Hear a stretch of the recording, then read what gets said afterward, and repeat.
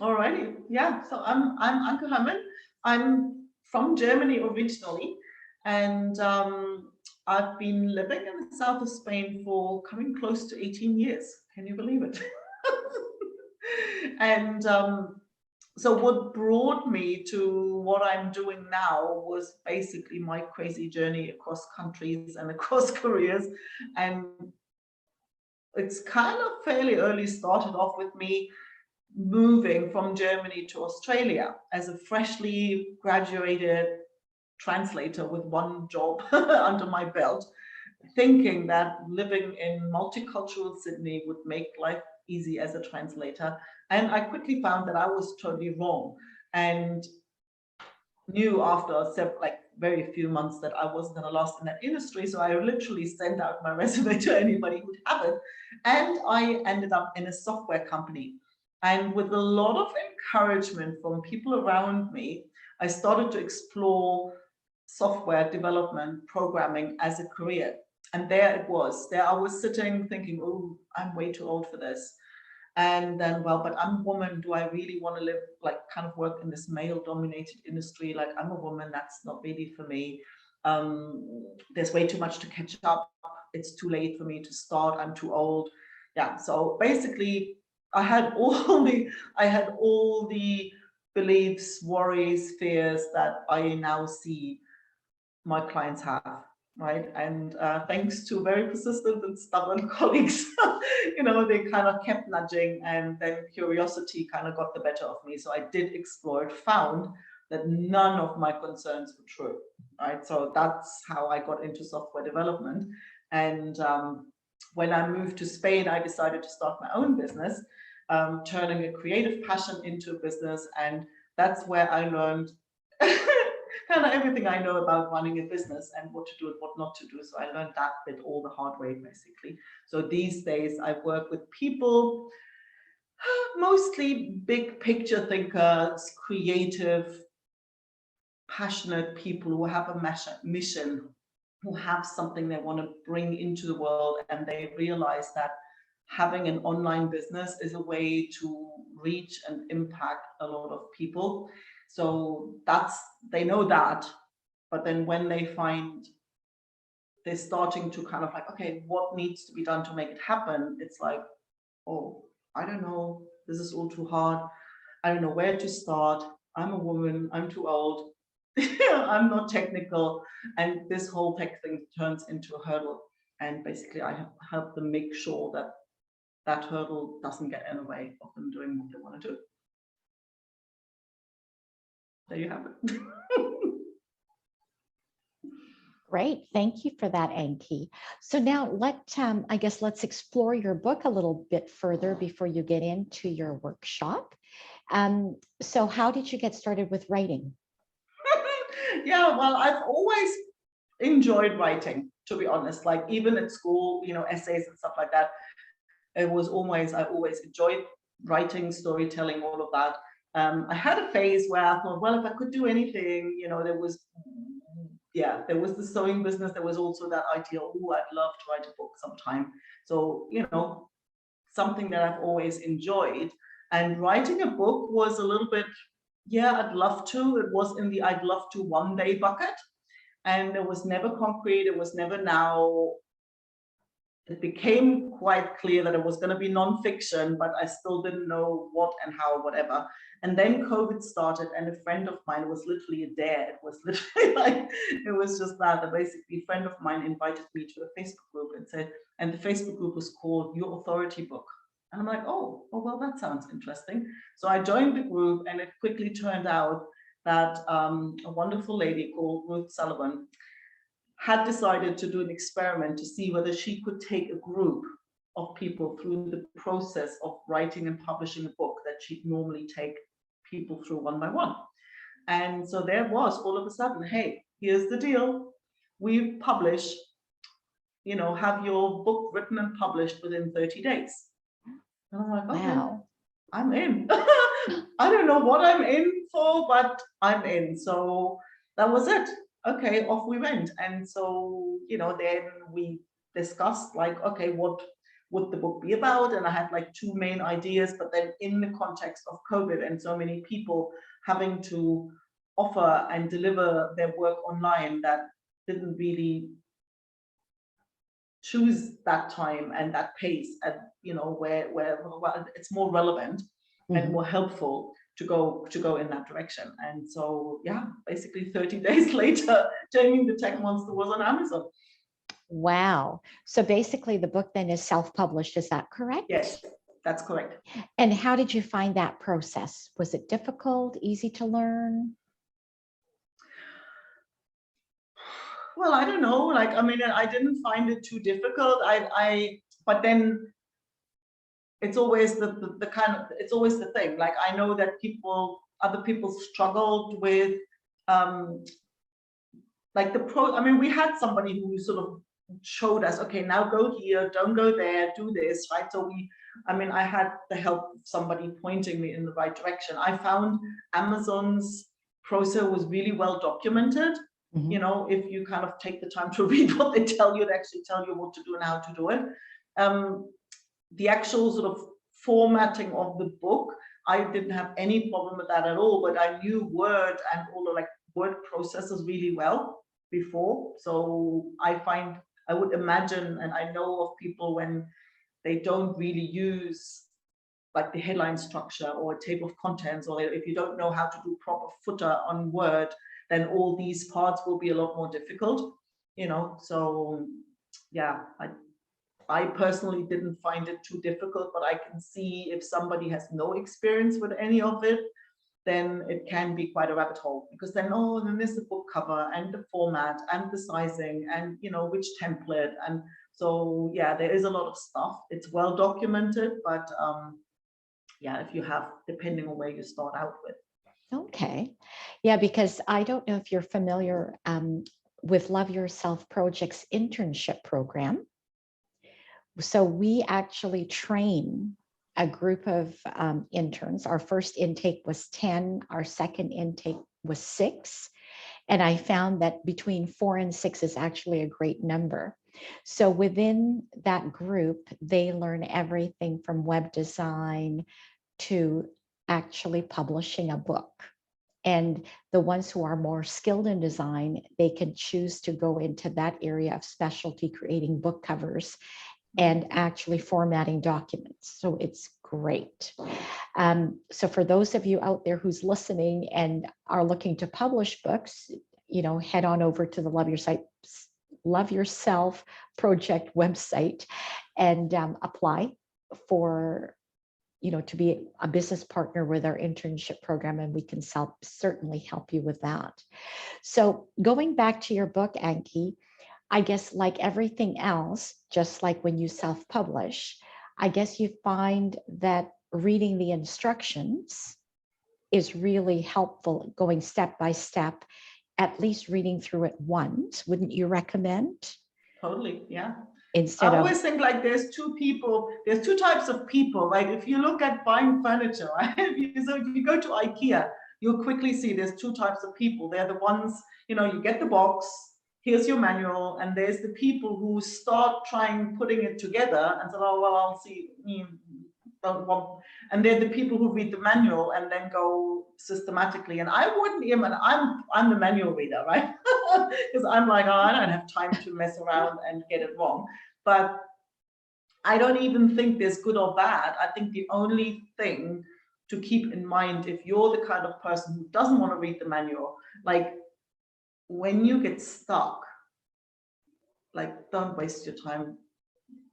It's like when you kind of figure it out and it's all natural and it feels intuitive, by all means go. But like the moment you hit a wall, for God's sake, get out the manual and save yourself the time of doing it wrong, running around in circles, and and then you just get frustrated and you give up. That's really the risk of it.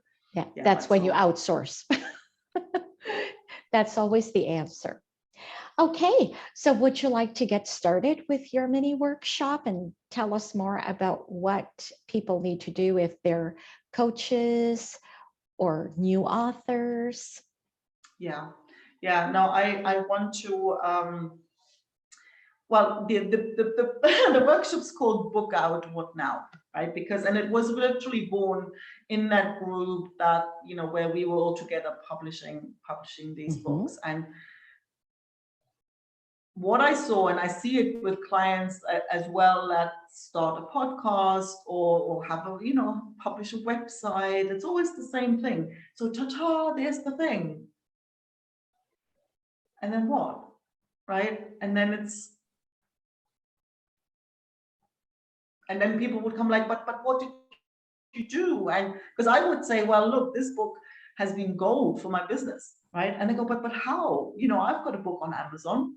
Well, yeah, you know, the thing is, having a book on Amazon or having a podcast somewhere on a podcast hosting, or even having a website somewhere, that alone is just still a bunch of files on a server somewhere. It means nothing until you tell people about it, right? And it all comes back to building an audience, right? At the end of the day, it comes back to building an audience, and you can't start with that soon enough, you know, especially when people write a book, you know, and you have to, because that's the thing, it's just one example, because you get the same thing, people build online courses, and oh, now build that course, and I've spent hours creating all these videos and creating all that content, and now I just need to go find somebody to buy it, right? That usually is very frustrating, very time consuming. And so basically, especially when you have a book coming out, there's so many things you can do, right?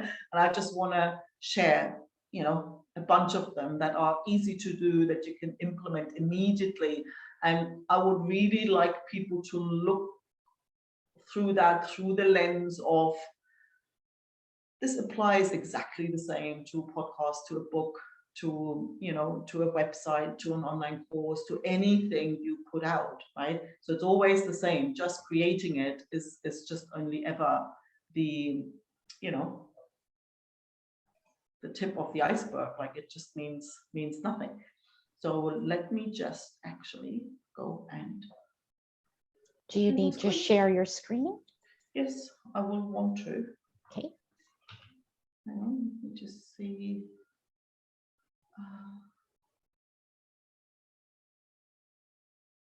Hang on, wait. Just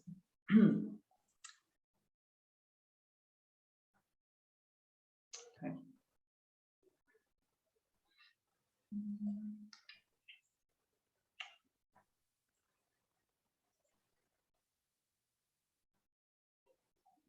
Okay. Just, here we go. All right.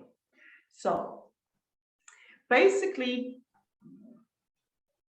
what happens when you don't do anything, and I've seen this in this really painful way, because actually one of my best friends wrote a children's story a few years ago, and I read it, and she's a professional writer, she's a journalist, that's what she does, like, she's incredible storyteller, beautiful children's book. It was set in Granada, you know, where we both met, you know, I recognized her dog and the cat, and, you know, and all the characters. It was just the most gorgeous children's story, and she published it, and maybe she sold 5 copies, and, you know, one was me and one was her mom and one was herself.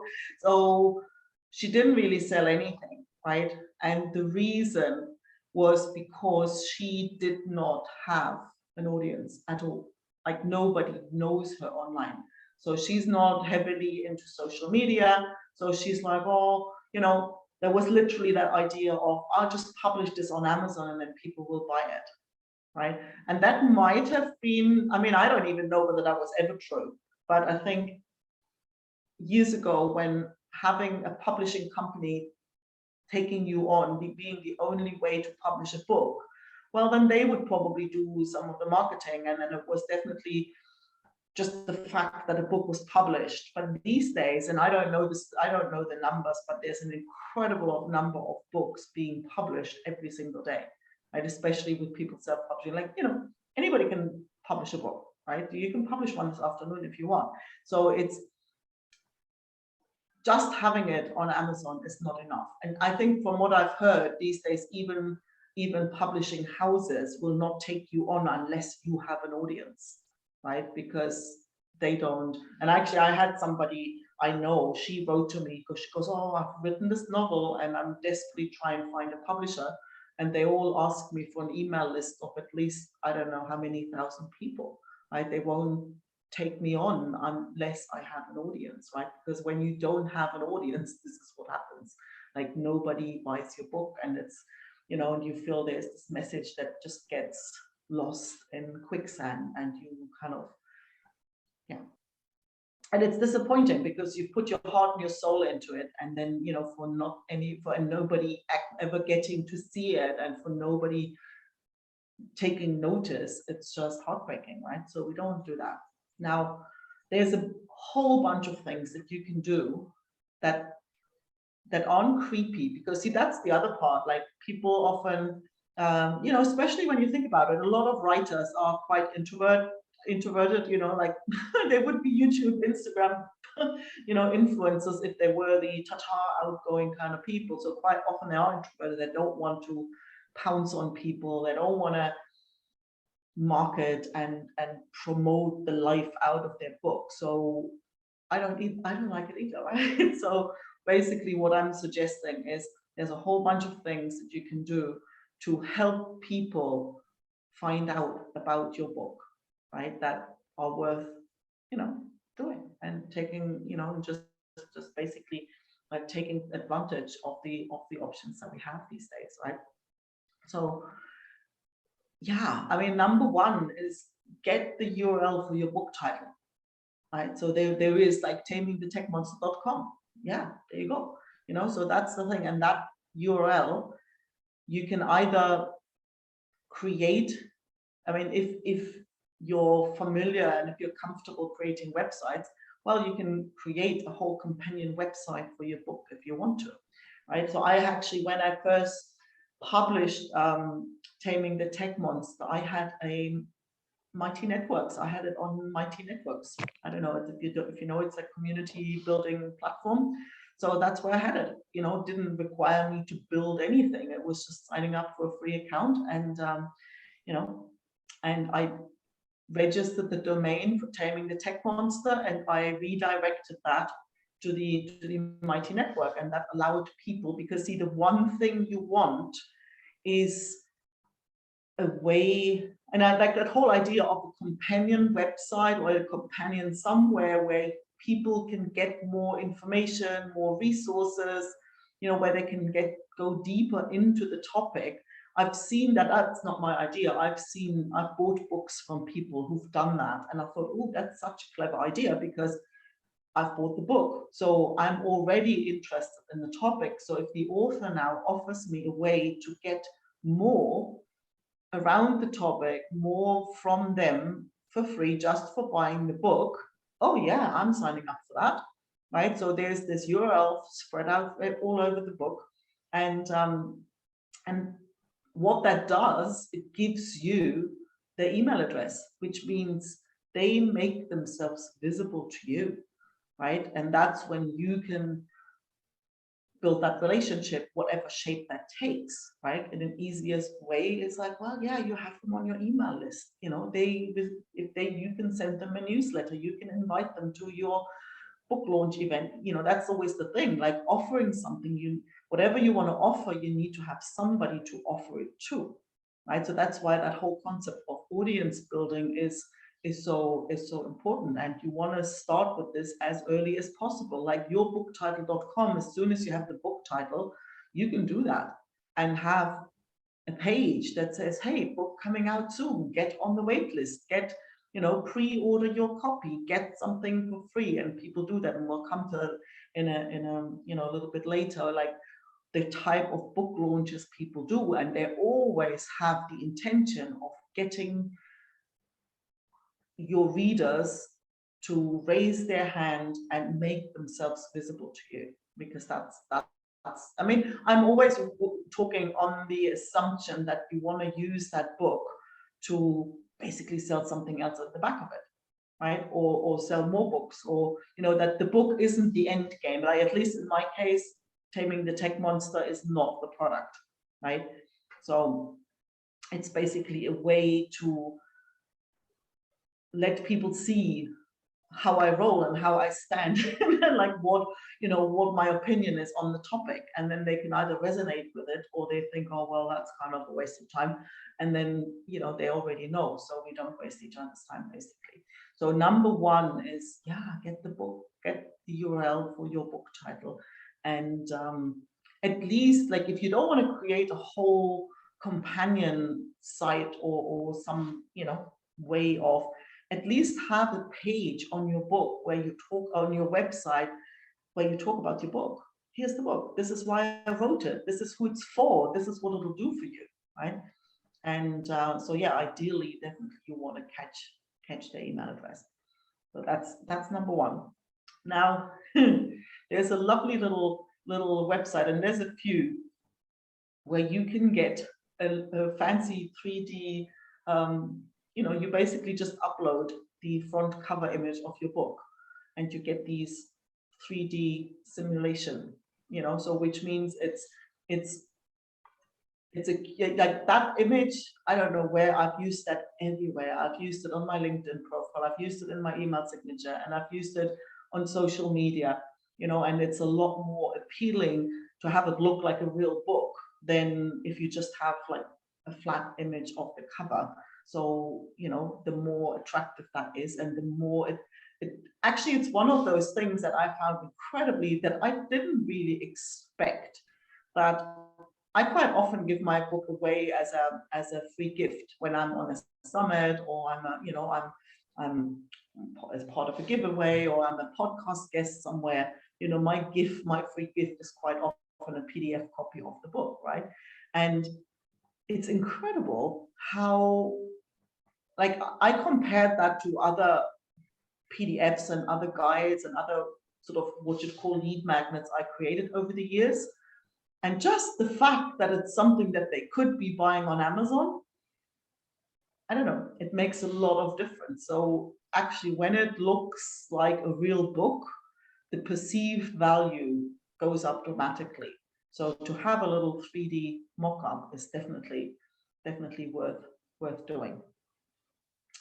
So yeah, basically, on your homepage, on your website, on your whatever, like, I mean, if you don't have a website, well, you probably should, can't help it, but you know, you can use your social media profiles, like even in your Facebook profile, in, you know, you want to have a link to your book kind of literally everywhere you can think of, everywhere that people can find you online.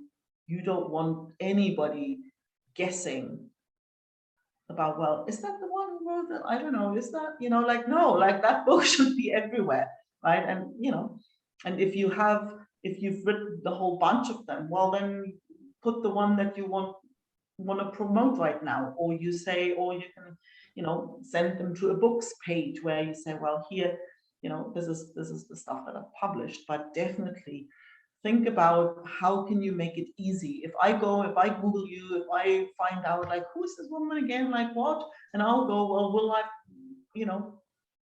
will it be easy for me to find the book? Yeah, so here on the website, I've got a specific page that is called, you know, the book. And then there's like, and I took screenshots of any book reviews, right? So there's basically, and I think I can show you my current book page. I mean, it's funny when you actually look at this, how this stuff changes.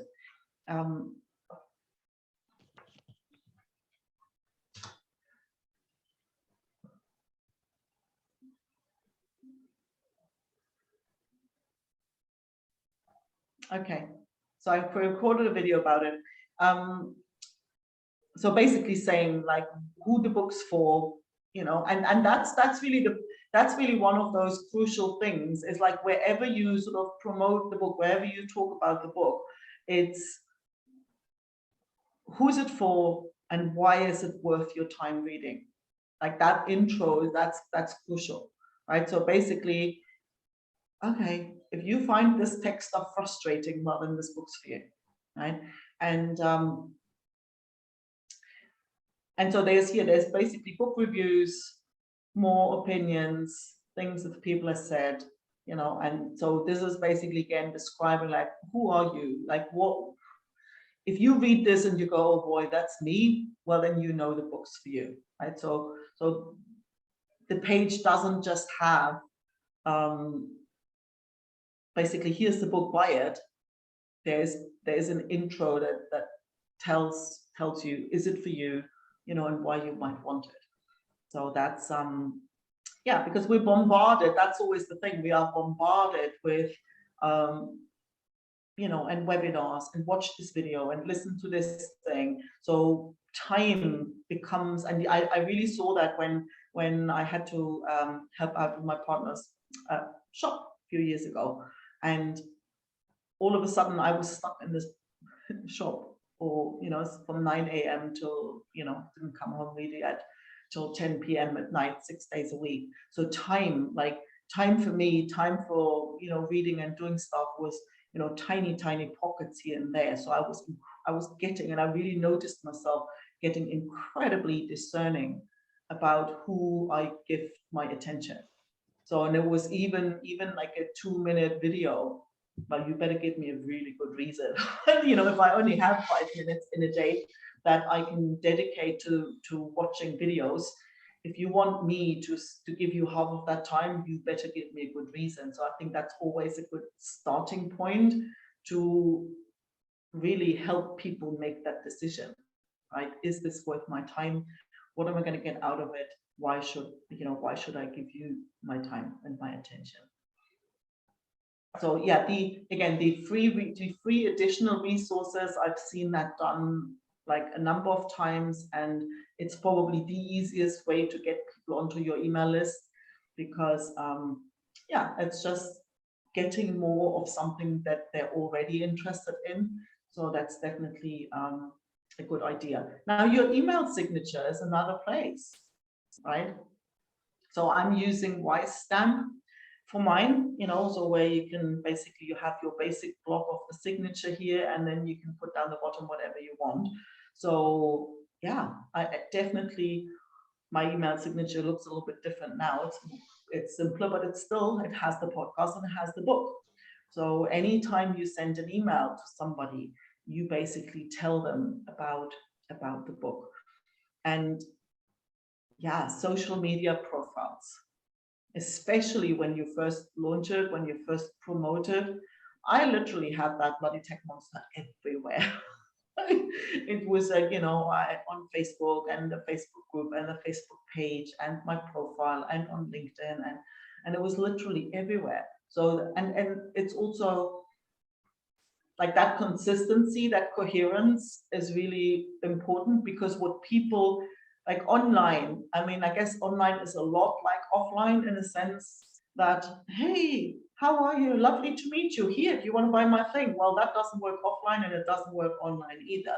So it's very much the same in a lot of ways, but there is the fact that we're not in the same room, and we can't read a person quite the same as we can when they stand in front of us. I think on the trust front, when it comes to trust online, you have to do a bit more to earn that same level of trust. And coherence is one of the things that, you know, can really, if it's done well, it'll build trust, but you can always see, it's easier to detect when it's done badly, when, okay, here you talk all about a book, but then you're on LinkedIn and it's even mentioned, then immediately go, what? Like, hang on, is that the same? And the moment I doubt, like, you know, you doubt, you probably, well, in case of doubt, well, I just, you know, go somewhere else. Or people don't give you a lot of headspace. So you want to be really clear, and you want to, and the whole coherence thing, I really saw that on LinkedIn once. I remember this woman sending me a very unfortunate message. She sent me a message, somebody I didn't know, new connections. She sends me this message. She says, hey, I'm working on a beta program, like I'm on a beta version I'm looking for beta tester for this new program I'm working on. I'm wondering whether, whether you'd like to be a beta tester. And basically it was like weight loss for 40 plus or something. So I thought, like, my first reaction was like, okay, so you're saying I'm fat. You're like, you don't even know what I look like. So it was like really unfortunate to kind of, and I'm like, well, I don't even know you. What makes you think I will spend time reviewing your program? And on top of it, you're calling me fat. Like, it's just a double whammy. And so she basically came in like that, and I was like, no, yeah, thanks, but no thanks. And she wouldn't take it. She basically came back, says, yeah, but why? Like, she was kind of coming from this, hey, I'm giving you something for free. I'm giving you something valuable for free, but didn't really get that, wait, I don't know you. I don't know whether your stuff's valuable or not, right? I don't, So anyway, she kind of kept going and wanting an answer. And I was in the end like, okay, do you want a polite answer or do you want an honest answer? And she went for the honest answer, and I basically looked her up. And one of the things I said to her is, well, look, this is really off. You're talking about weight loss and health and fitness, and I look at your profile and you're an architect, right? And she goes, well, I can be an architect. And I'm like, yeah, I know. I'm a software developer. I'm a dressmaker. I'm a dog person. Like, I'm a million things, so it's like, it's not that you cannot do this, but if I look at a profile of an architect and she tries to sell me something in the weight loss area, there's like, what? There's this moment of, and that's a trust breaker. Like, that's a deal breaker. If I don't know her, so you definitely want to make sure people find hints to that book, like, everywhere, so that anywhere they go, oh yeah, okay, that's her, yeah, all right. So that there is this like, okay, yeah, I'm in the right place. She is who I think she is, and that picture, the more coherent that is, the more attention people will pay. So yeah, here you've got it on Facebook. You definitely want to have it in the featured images. They look different now, unfortunately, but you want to have it in the featured images. You want to have the link to yourbook.com, tamingthetechmonster.com right here. Don't make people jump through hoops, right? So then there's, like, if you have a page, if you have group, Instagram, YouTube, anything, anywhere you go, you want to have that book, and it's just there, right? There's your cover. If you want, you can always, if they click on it, here, get more information, like, get more resources here. Now, the next part of it is a little bit more like this. These are things that you set up once, and then they kind of passively do your job as you navigate around social media.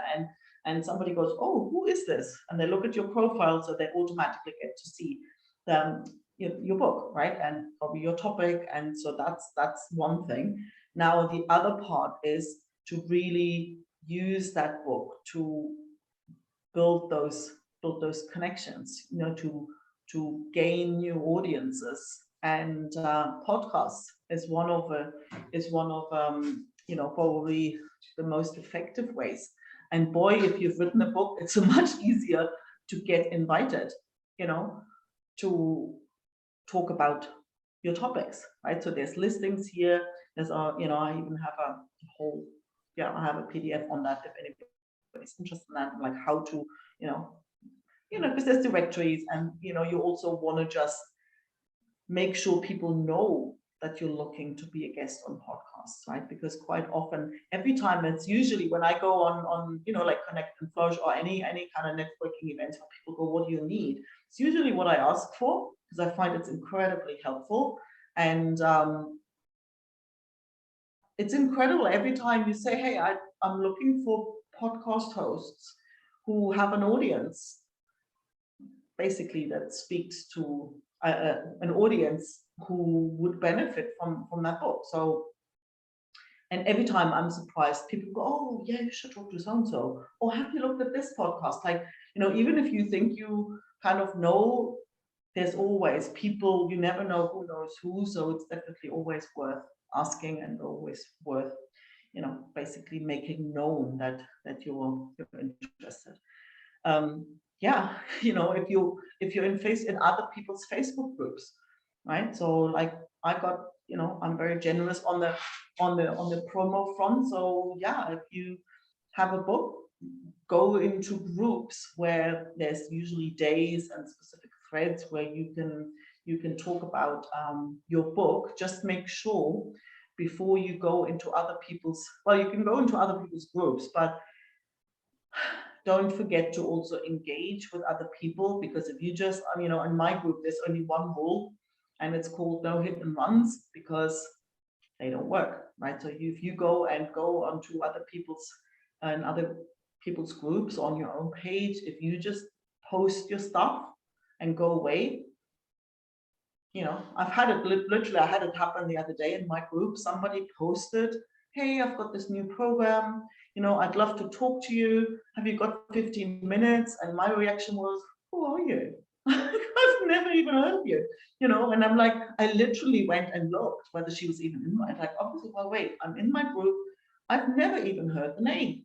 So it turns out she joined the group a year ago and had posted twice, like had interacted twice. And it was like something in June where she asked for people's time, and now where she wanted other people's time to advance her program, and well, it didn't land well. So you could see, even in my group that's very supportive, very engaged, very vibrant, in the first few hours nobody even got to see it, right? And then a few people saw it and they probably would have gone, who is this?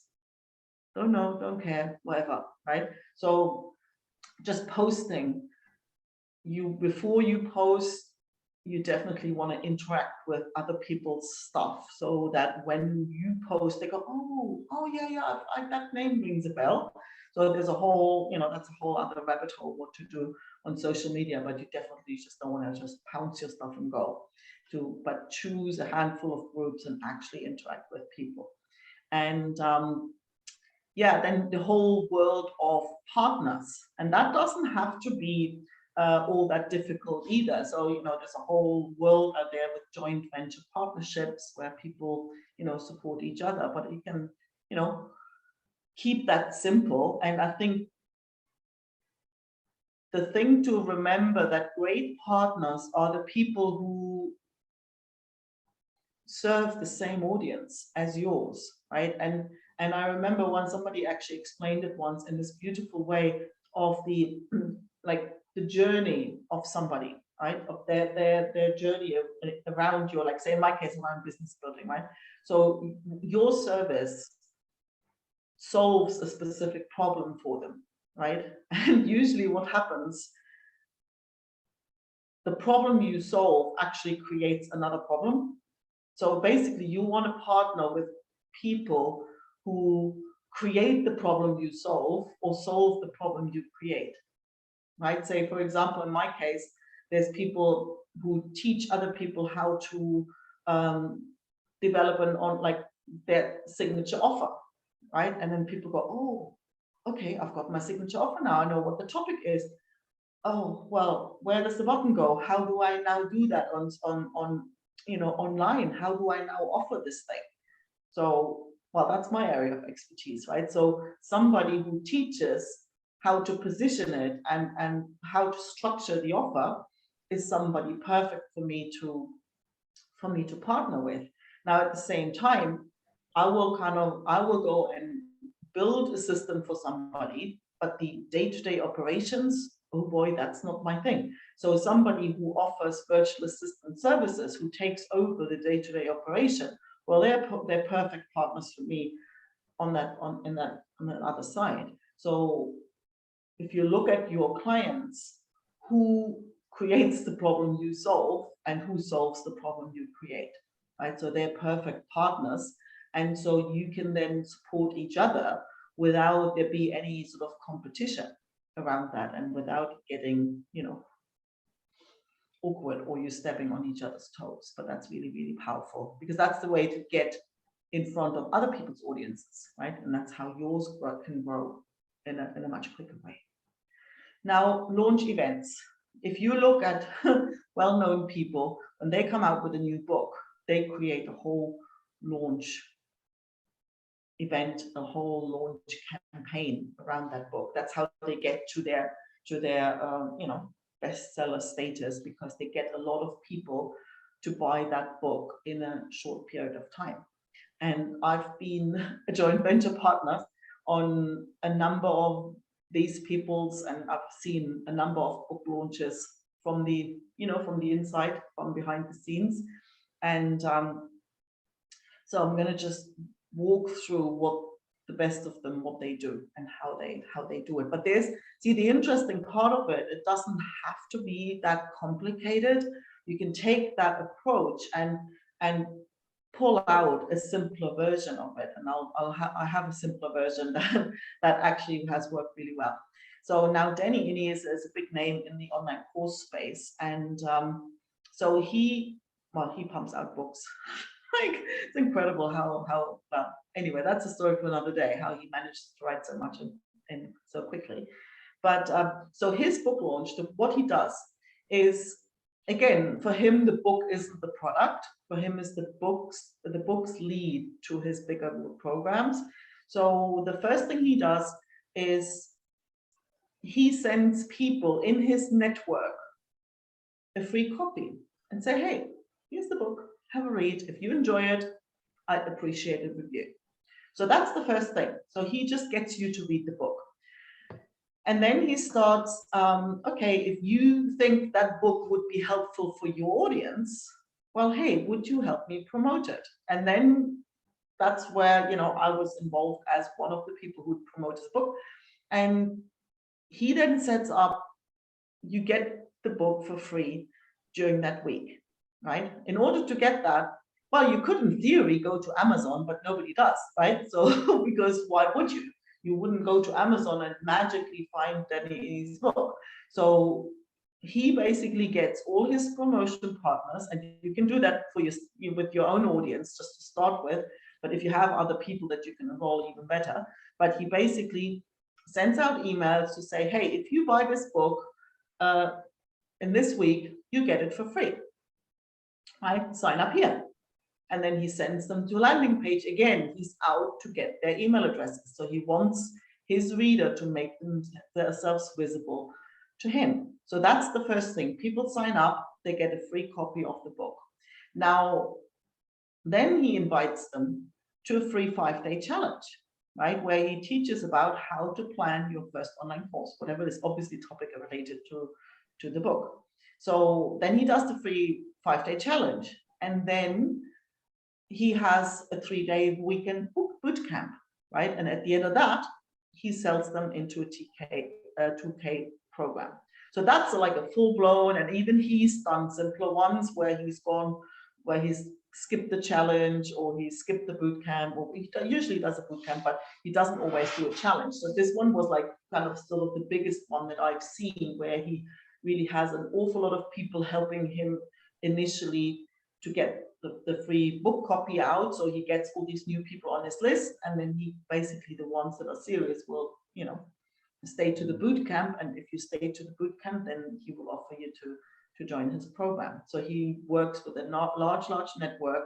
And so he gives the book away for free to bring him in an audience that is really interested in his topic, that resonate with the way he teaches, and then he sells his program on the back of it.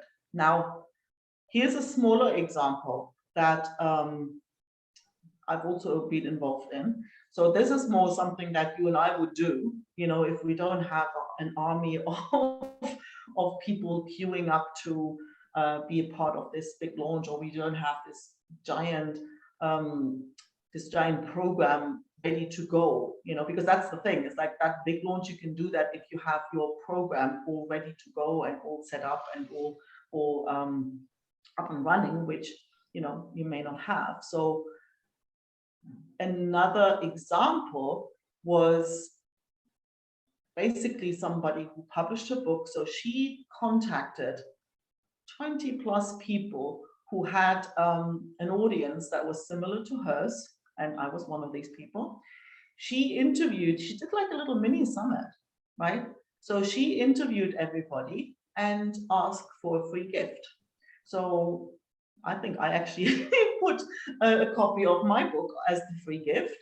And then she basically says, hey, if you join, and then she does the same thing. She basically, everybody who contributes, part of the deal is also that you email your list to say, hey, here is Julie's new book. Come join, get it for free during this week. And you also get 20 gifts, like all these gifts from 20 plus other people, including, like you basically offer a summit. So you say, well, if you buy this thing today or buy it or get it for free for this week, then you also get all these other people. So now everybody who was interviewed, yeah, they send it to their list. So she gets her book in front of other people's audiences as well. So which is kind of win-win, because, well, my stuff got in, like for me as a participant, oh, well, that was worth my while, because I got interviewed, but then my book was part of her launch. So my book got in front of these 20 people's audiences as well.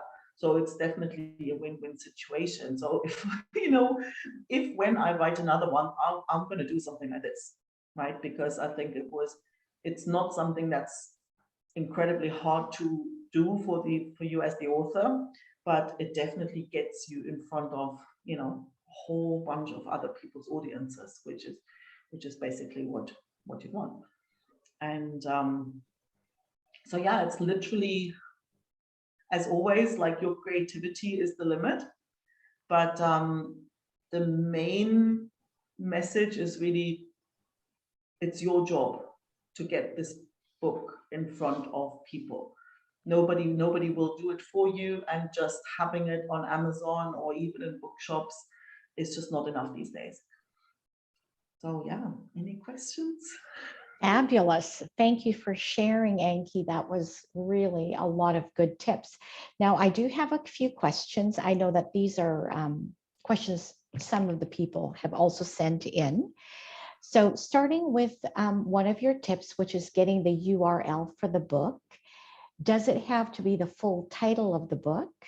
That's part one of the question. And part two is, could it be a subdomain of their existing website?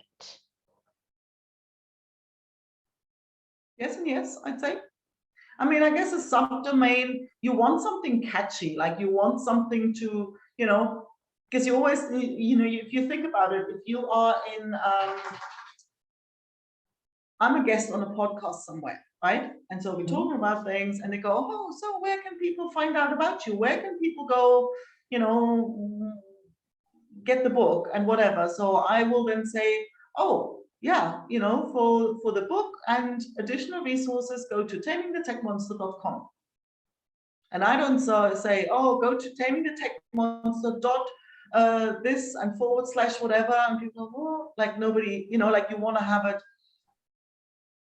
snappy and easy to pronounce, especially like for podcasts and things like that. So where you can, or even like but that's the thing. It doesn't even have to be a podcast. You can be in the queue at the post office. And I had it, like I had Tech Monster face masks when bloody COVID started, right? And people would go, what is that? And it was really funny because a little monster, like the mouth was just where mine was. When I was talking, the little monster was talking. It was really funny. So, you get people like, that's cute. What is that? What's that all about, right? So, and I have a t-shirt that has Taming the Tech Monster on it, right? So when people, if you go and you start chatting to somebody and they go, oh, that book, I might have to read that, right? So it's much easier for me to say, go to tamingthetechmonster.com than having to now have this complicated / whatever that people then get wrong. And so from that point of view, while strictly speaking, you can use a subdomain in the name of simplicity, it's probably not your best choice. Like at the same time, if you look at that, as to say, well, okay, does it have to be the full title? Well, I think it's more important that it rolls off the tongue easily. It's something that you can easily say and that people can just type in, and it's not, so if it's just, I think if I had techmonster.com, it would work just as well. Okay. And how about extensions like .com, .net, .org, .co? Do any of that make a difference? Well, I don't know. I'm not really like, I don't know. I know there's people who will buy the variations of any old whatever, So it depends a little bit. Like if you really want to make sure nobody else grabs it, or doesn't get confused, if you're worried that, somebody, say, I don't know, like say classic example. I used to make dresses and I've made websites for a flamenco dancer, right? And so she tried to get the domain name for her name, right? So, and evamanzano.com was taken, right? So she ended up with evamanzano.s, which is kind of okay, well, but, right, you see, that's a bit of a problem. So if my name was Eva Manzano and I'm a flamenco dancer who wants to be kind of out there internationally, oh hell yeah, I'd grab all of these, right? Because I wouldn't want to have, because that's what happens now. If somebody types in and like, oh, don't know, what was it?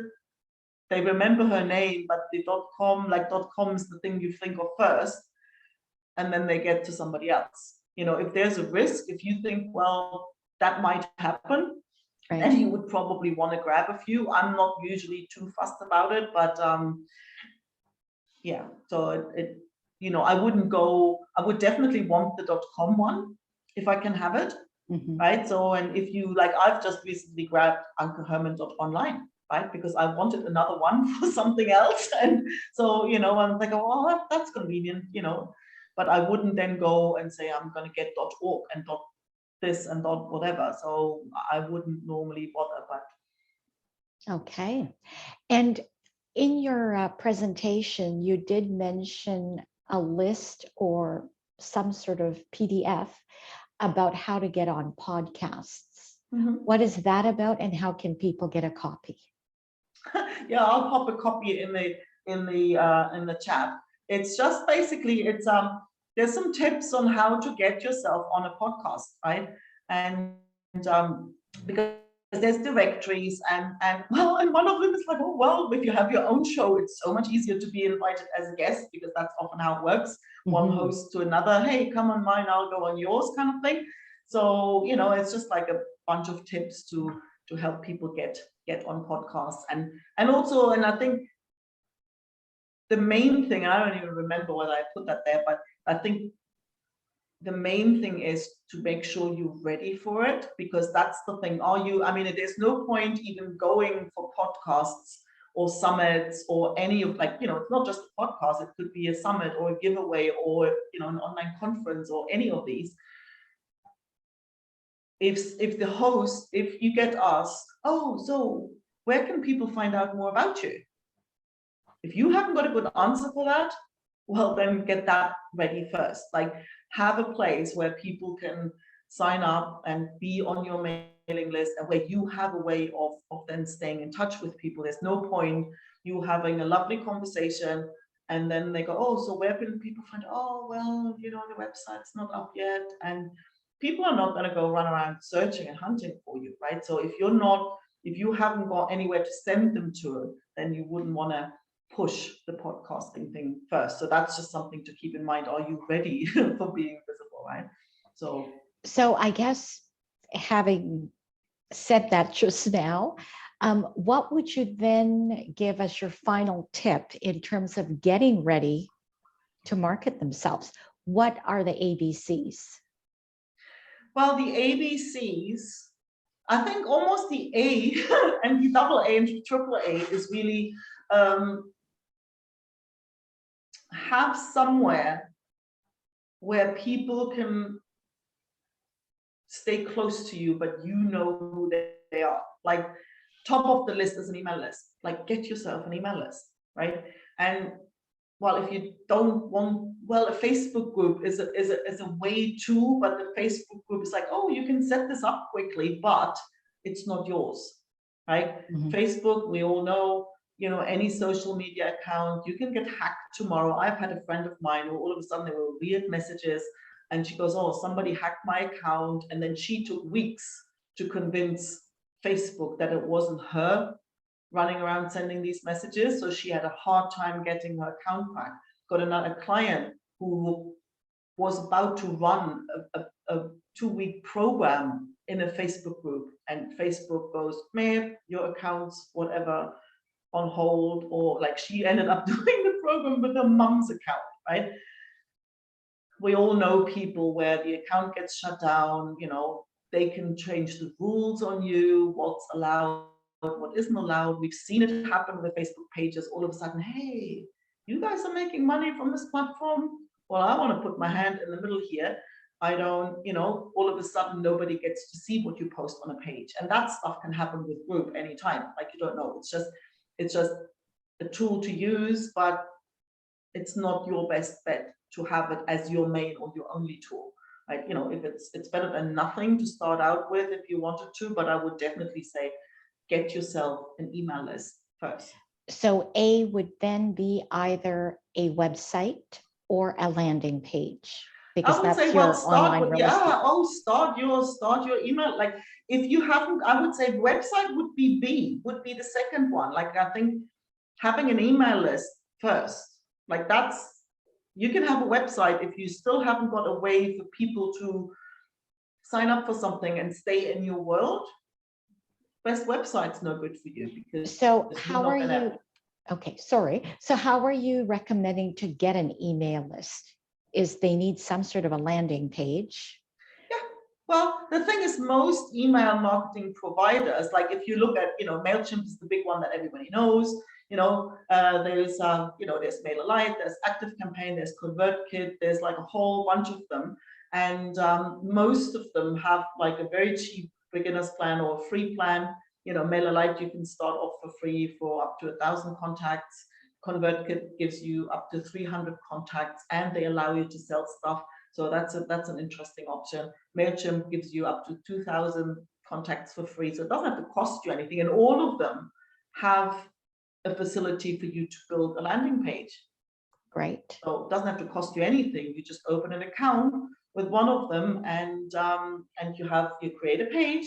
That's where you put, like, this is what the book's about, this is who it's for, this is why it's worth your time. Get a free copy here, or sign up for the launch here, or get on the waiting list if it isn't even published yet. And then you put your form there, and people sign up, and they're on your list. Right. Okay. So you don't want to kind of then leave it for 2 years. Yeah, exactly. And that's the other part. Well, yes, you will need to every now and then say something to them. Yep. So A, like the real A then, is really getting your domain, like you said earlier, your URL, followed by getting your contact list. And then what would B and C be? Well, I think A would be your mailing list, right? The domain, well, that would be B or C, between website and domain, because you don't have to have the domain in place. Like, say, if you sign up for a MailerLite account or for a MailChimp account, you don't need a domain. Okay. It'd be nicer, but you can just use their, whatever the link is for the page. It would be a blah blah whatever .24500.mailchimp.com, but that's okay. That's functional, right? Obviously. So that's number one, but that's the thing that allows you to capture people's contact details, right? Okay. So that's number one. Or you could go and say, yeah. Then, like, number two would be, okay, yeah, register that domain, so that it kind of, you can then easily send people to wherever you want to send them to without, you can pronounce the name. So that would be, and then number C would be, okay, tell me a bit more. Who the heck are you? A website, and it can be totally simple. It can be a one-page website. None of that has to be or shouldn't be complicated or over the top complex. So you definitely want to think about it as, how can you help people decide whether it's for them or not? Mm-hmm. I've got mini courses for all of that. Like what should go on the website and how the email marketing thing, like, how all that fits together. So, I've got little mini courses and stuff for all of that. Wonderful. Well, I guess to help our Love Yourself audience work through all that information, we are going to be posting this video, and perhaps Anke, you can send me all those links so I can I'll add send them you all to these your links. page Yes, as well. Wonderful. totally. Yep. Well, great. Thank you again so much for your time. And I hope everyone really gets something out of this, because Taming the Tech Monster really rocks. Thank you. Thanks Thanks so much for having me. Thank you. Thank you, and talk soon. Bye. Bye-bye.